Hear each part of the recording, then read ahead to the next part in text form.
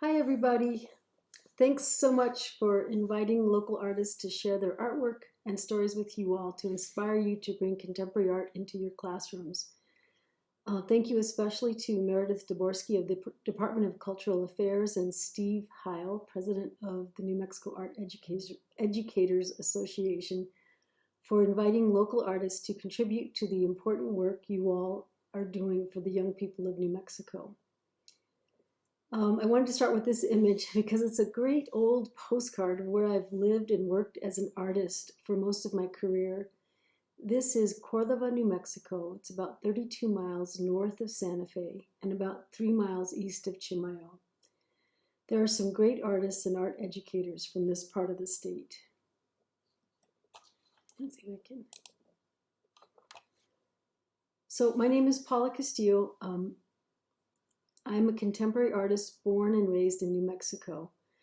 This is a collage of me in my studio up in Cordova, photographed and created by Matthew Chase Daniel. He's another local artist. He's really phenomenal, and he contributes a lot to the culture of our state.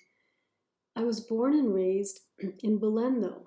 Many of you probably know where that is. It's a little town about 30 miles south of Albuquerque. I actually returned to my hometown of Belen about 3 years ago to take care of my elderly parents. As I thought about preparing this presentation and about being an artist, about the importance of art and the importance of art education, I thought it would be good to check out the New Mexico Visual Arts standards and present my work using some of these standards as a reference point.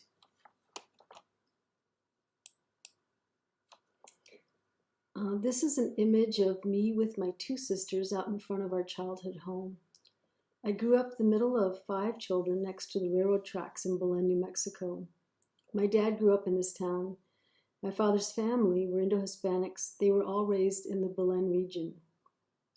And today we know a huge legacy of Belen is the Genisado tradition and communities detribalized Native Americans who, through war or payment of ransom, were taken into Hispano villages as indentured servants, shepherds, etc.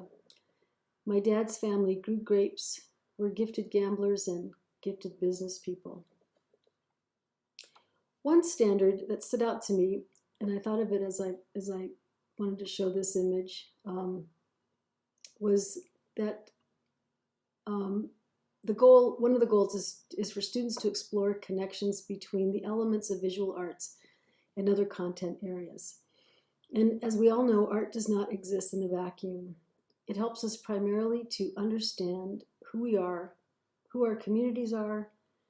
Art can guide us to ask critical questions about the evolutions and elaborations of our non-static communities. Looking at local contemporary artists helps to bridge the gap of the larger macro categories of understanding because context is local, both generationally and regionally. These are important concepts that tether art to meaning and history. Contemporary artists are very interested in what is happening over time, culture, and regions. So this is a little bit of a family slideshow for a bit here. This image is of me with my siblings and our mother. My mother was a first-generation Lebanese immigrant, and although we had abundant extended family on my father's side, we had no one on my mother's. She was raised in Richmond, Virginia, in a very close-knit Lebanese community. By the time she was 26, she had lost her entire family. She was an orphan. When I grew up in Belen in the 60s, it wasn't common for someone like my father or anyone else from this small community to marry outside the established parameters of the local Indo-Hispanic social life. And for much of her life, my mom felt like an outsider in Belen.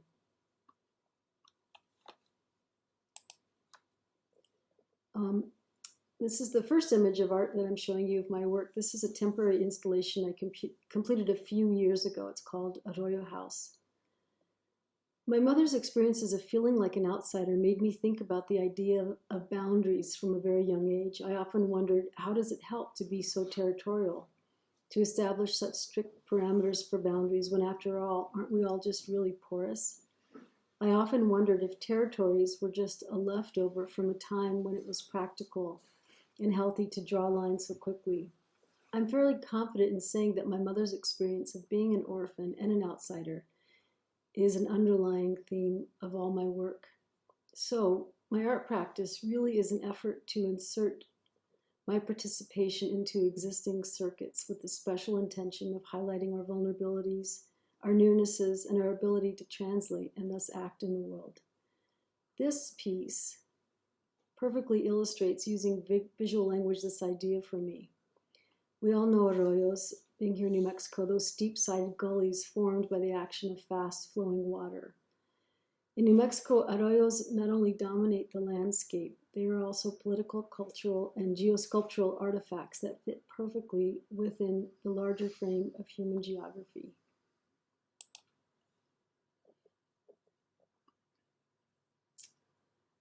Another visual art standard that stood out to me in my review was that students should demonstrate an understanding of the dynamics of the creative process. This, by the way, is a digital rendering of a public art project I completed for the National Hispanic Cultural Center. As you all know, because many of you are practicing artists, artists can really fully elaborate for students what it looks like to create, what are the range of ways artists deal with creative challenges, how do different artists approach creative challenges, etc. Exposing your students to regional contemporary art may provide them with a deeper understanding of these creative practices, especially as it relates to current real-life practical challenges of completing a commission. From design using state-of-the-art technologies to the all-important contemporary practice of collaborating with other experts in the field. This is an engineering drawing of the piece that I did for NHCC. Also collaborating with material specialists who are able to utilize state-of-the-art technology, producing material ready to be fabricated. To the range of tools contemporary artists use for fabricating work. I think that welding is kind of now accepted as a practice, yet I wonder, in the classroom, are we still showing marble sculptures? Probably not. But it's something to consider, not just the medium, but the tools also that artists are contemporary artists are constantly experimenting with. To collaborating with installation experts and transportation experts. This is a piece that I did. This is for the city of Albuquerque. This was a tribute to Cesar Chavez. Which Chavez? This is a piece that the piece that I just showed. It's now being, well, in this image, it's being installed at NHCC.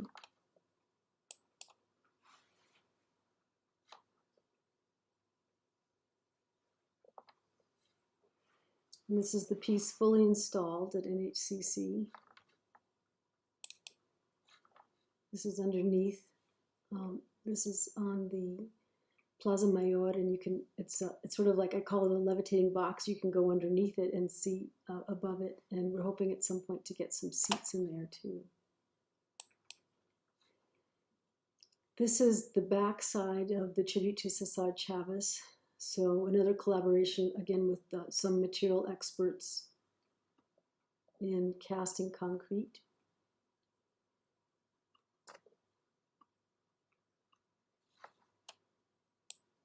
And this is the final piece of, the final image of the work that you saw me welding in a couple images back. This piece was actually commissioned by UNESCO for Korea in a town called Incheon. So highlighting this process can aid many students in understanding the wide range of planning and coordinating and collaborating that's required for any successful project. Students can translate this process really easily to a multitude of other career paths. And the importance of, I think, being exposed to the contemporary artists in our state is that local art educators then have easy access to the processes by connecting to these artists. You can introduce your students to these exciting processes and collaborations through these very relationships, and it's very accessible. It's not remote like in a textbook or something that is not intimate like images online, and you get to hear the real stories about how artists actually are producing in real time. Another visual art standard that stood out to me in my review was that students will observe, discuss, analyze, and make critical judgments about artistic works. This is a piece that I installed at the former College of Santa Fe Art Institute. And it's composed of thousands of metal byproduct, these little round pieces that are then all welded together. As you all know, as educators, critique is really important. It's a very important aspect of a sound art education program. This is a piece called Gramatica Parda, Tawny Grammar. Another piece that's welded. This is all metal, small little byproduct metal triangles that are all welded together.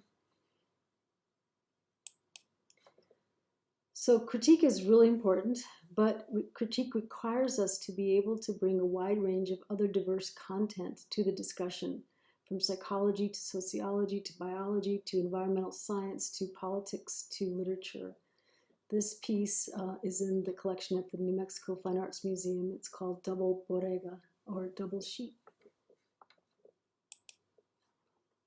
So exposing your students to local contemporary artists can help bridge the gap between these larger categories needed to truly engage in art criticism, particularly because you are able to develop, somewhat of more intimate relationships, professional relationships with local people, and you get to understand the things that they've gone through, their particular cultural experiences, the things that they're interested in, etc., and the time frame that they are producing their work, and the time frame that they're being inspired. This is a piece, this is in a private collection, again, lots of little dots. This is a close-up of that piece. This is called The Billows. Context, again, is always local. Even when it's large, it's local. Again, both generationally and regionally. And local context is always much easier for your students to understand than it is the remote. And it can actually help you connect to important historical artists who are working.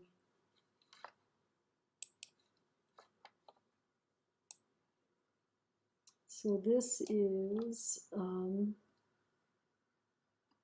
me on the left, and my friend George Brugnoni in Albuquerque, and on the right, an art curator at a show that was installed last year in Santa Fe.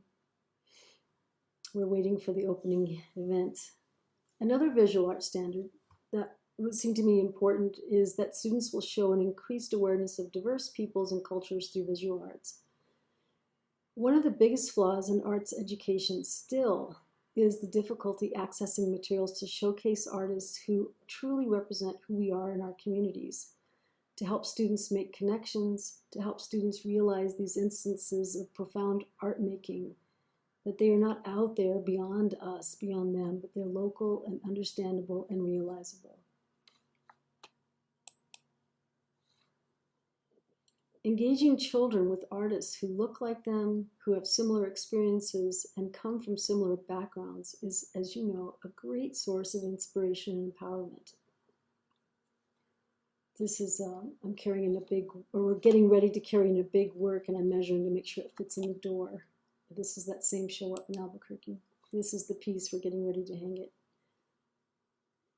By students who are able to reflect their own identities, experiences, and motivations, and who are able to have experiences with insights into the identities, experiences, and motivations of others, can be inspired to move towards more nuanced perceptions of the world around them.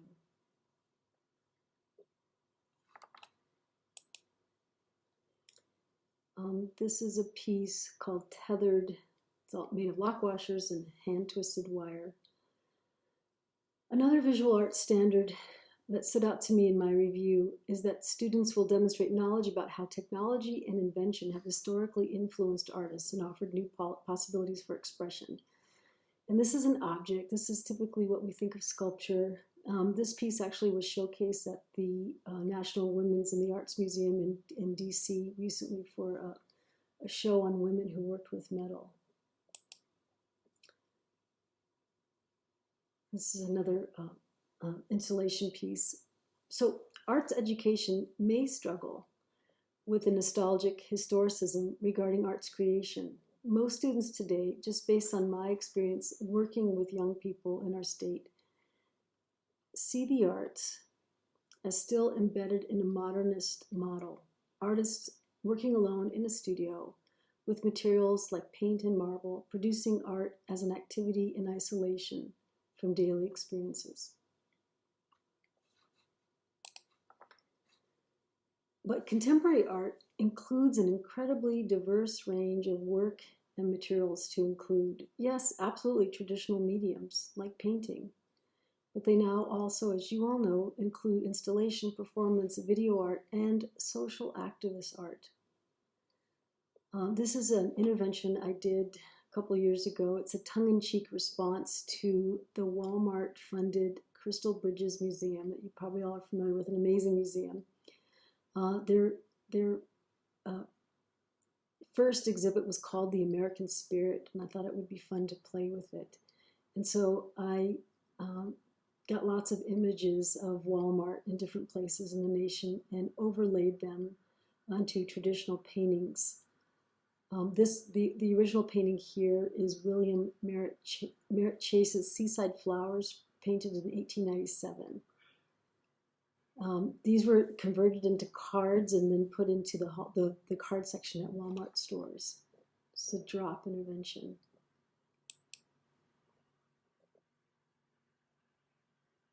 This is another card in that collection. The original piece was painted by George DeForest Brush. It's called The Indian and the Lily, again, 1887. And these images make me think also of what I see as the most important visual arts standard I did come across, which is that students will understand how artists contribute to their communities, which is a very contemporary way of looking at art and artists. Artists are not generally working for their own satisfaction, although of course that is a part of it. Contemporary artists especially are working towards translating what is happening right now in our communities so that we can all better understand ourselves and interactions. This particular image does not have a Walmart store, but this is a little Walmart bag replacing the lily pad here.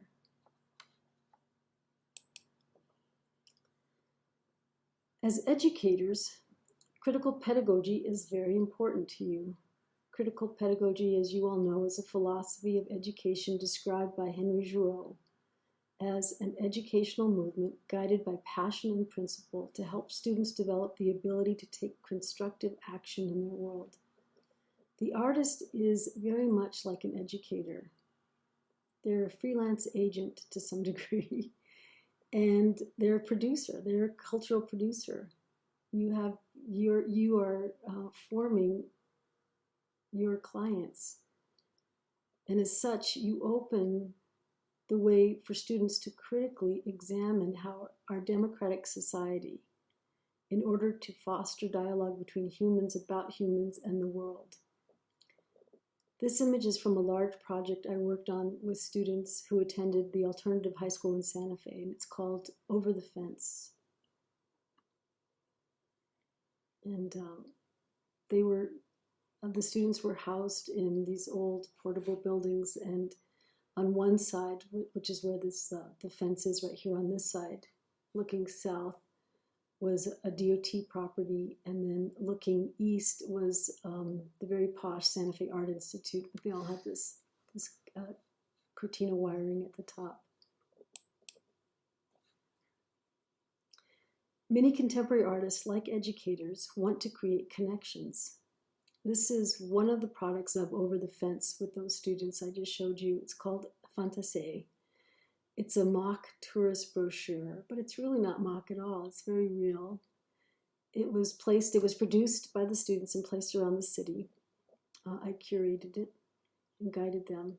Students were supported in seeing that place was not merely limited to iconic markers, but also the ways in which society and culture alter these very real places. And they were guided to see that they were also a very real part of these very real places. This is another project I worked on with this group of students. This was a drop project that involved a rewriting of an article about visiting Santa Fe during the Christmas season. On the left is the original magazine cover for Town and Country. On the right was a student remake of that cover. Both of these, and so you can kind of see, you know, here comes Santa Fe, these beautiful children here holding the ristra, and then on the right, here comes Santa Fe, the shopping for big time cars at Walmart, cozy anime hoodies, Taco Bell. The holiday season in New Mexico's capital is like anywhere else. Anyway, beautiful, beautiful young man there too. Both of these projects, this one and the one that I just showed you, this other brochure, these were called drop projects because we just dropped the material off somewhere around town so people could see it. They brought out another point of view that showcased the hidden, but as a mirror, and thus hyperbolized in reference of place. By using a calculated style, this other mapping offered up the idea of the manufacturing of place to a critical analysis.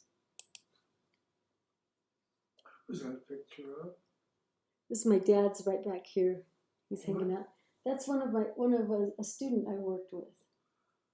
No, and I'm almost done, Dad. Let me finish. I'm almost done. I'm just recording this. Okay. No, to me, it looked like Richard or somebody. Oh, yeah, it does look like Richard. My dad thought that young man looked like my brother. So this is the last slide. Perfect timing. This last project that I wanted to show here is inspired by walks I took along Siringo Road in Santa Fe. I couldn't believe how large the wooden telephone poles were and began to think about them in terms of like these were like real entities at one time.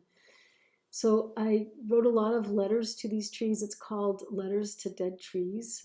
These are Douglas fir from the forest. You sent somebody this picture?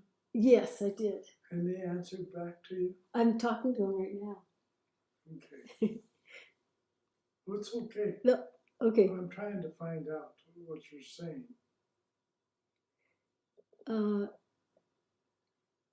So it sort of critique the idea that we are by our very nature as human beings limited to an understanding of the universe that is anthropocentric. I know that we are accused of that, but I don't know. Humans are pretty amazing. We don't have to be. So anyway, thanks for taking a look at a small sample of my work and listening to my perspective on the importance of including contemporary artists in your arts curriculum. Art objects and artistic actions always point to deeper concerns that help us work towards a better understanding of who we are and how we navigate and contribute in the best possible way.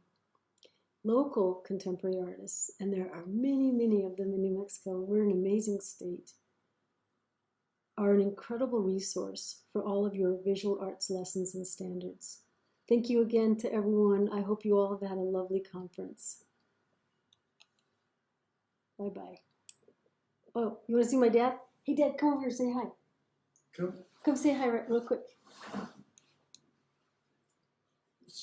Here comes my dad. This is Leonard. I'm sorry. This is Chico. Here, see right here, Daddy? See that little area? Can you put your face in there? Kind of lean this way and then say hi. Here, watch. Come here. Ready? Come down like right here. Yeah, good. Come down. You ready? Keep coming down. Keep coming down. There you go. Look this way. Over here. Come over here. There we go. Okay, bye. Bye-bye. Okay.